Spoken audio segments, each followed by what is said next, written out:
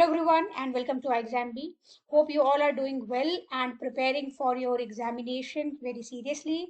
So in this video, why I give the title as notification alert is that we all know that we will having the upliftment of the restrictions which are there due to elections over in next 15 days. So once the restrictions are over, we can expect the notification from SEBI any day after the restrictions are not there. So ideally, you should start focusing more on the line oriented approach for SEBI IT and should not further wait and should not be rest like the notification is still due and we have more time and your preparation is going on very slow pace. No, so this is kind of a wake up call to everyone who is going to give the CBIT notification examination, as well as who are already preparing, or the people who still haven't decided that whether they are going to give this exam or not, or the people who are still unaware that such kind of notification is coming in next 20 days. So what I'm going to say here is that we can expect the notification after the upliftment of the restrictions that are there due to the election. I cannot assure you any particular date, but yes, now it is not that ambiguous situation where you don't know anything further. Definitely, after the upliftment, the notification will come out and your applications will start.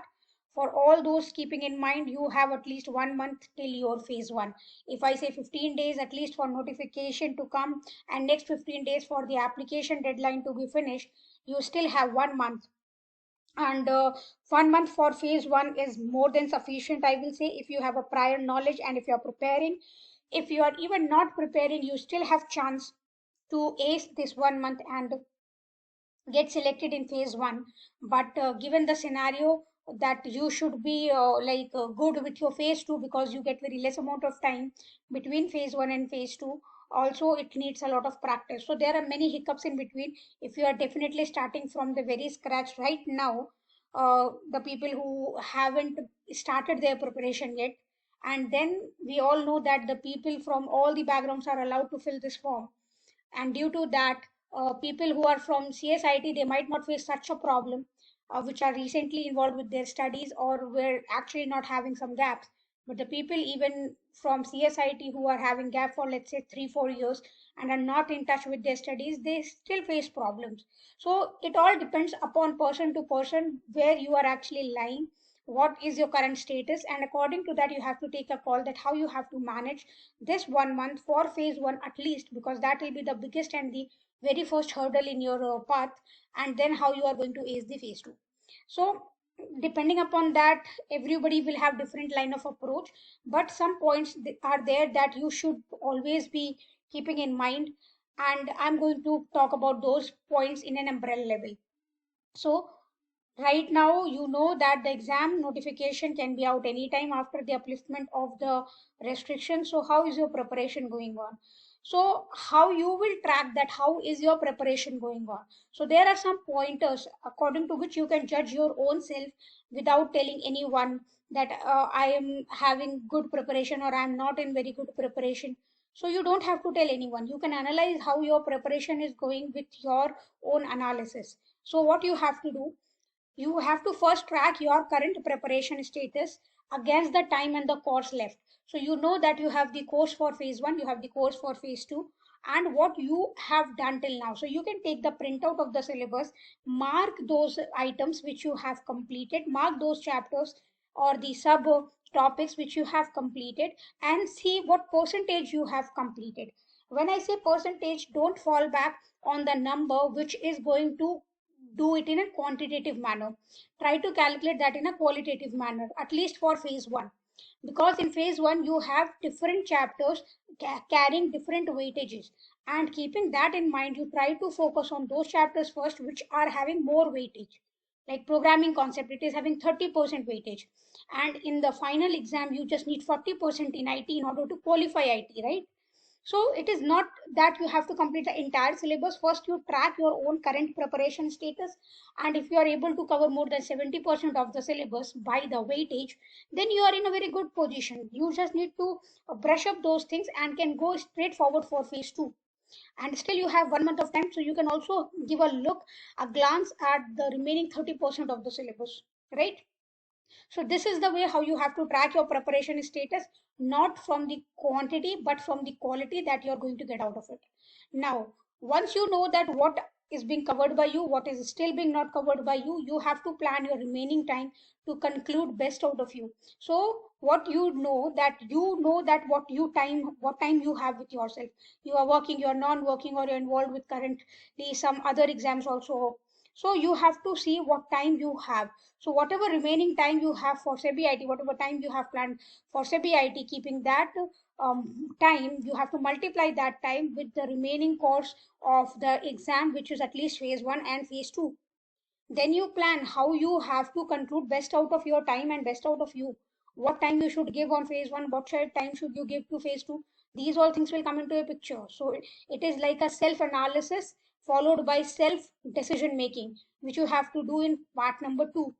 Okay, then for the next step, you have to actually plan your mock test from now periodically. And when I say periodically, it is not like you have to give it daily. You have to see how many mock tests you have with yourself, and then how much time is there before your exam.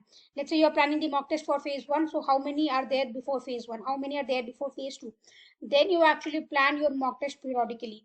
Means it should not be like you give two exams in one day and then you don't give an exam for next 2 weeks. No, you have to like make a periodical schedule. Maybe once in a week you're giving one mock test. So once you give a mock test, it should be periodical in manner.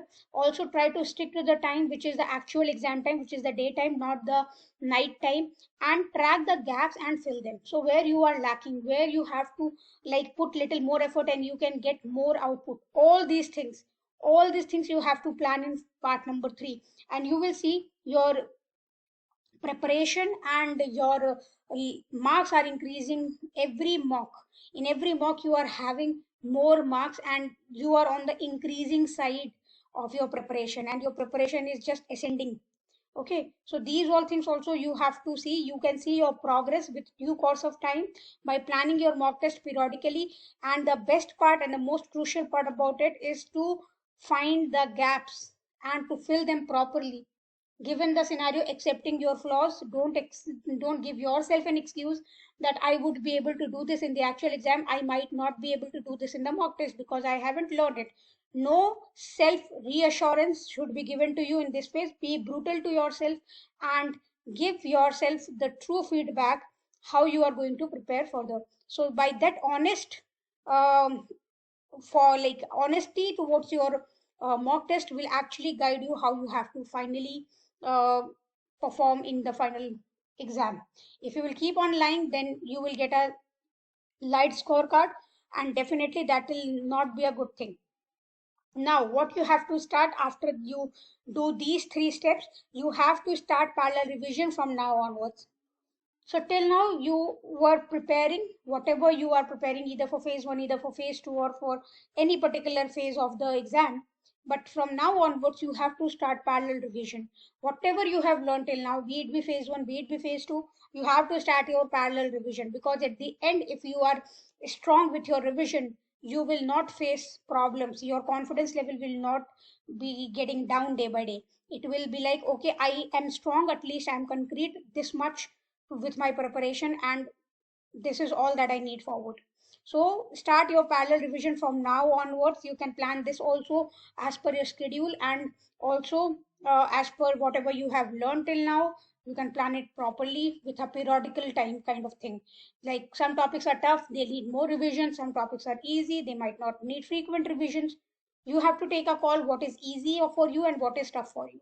Don't let anyone else decide what is easy for you and what is tough for you. So these all things you should start doing before the notification is out, so that you are in better shape after the notification is there and you do not get into the panic mode.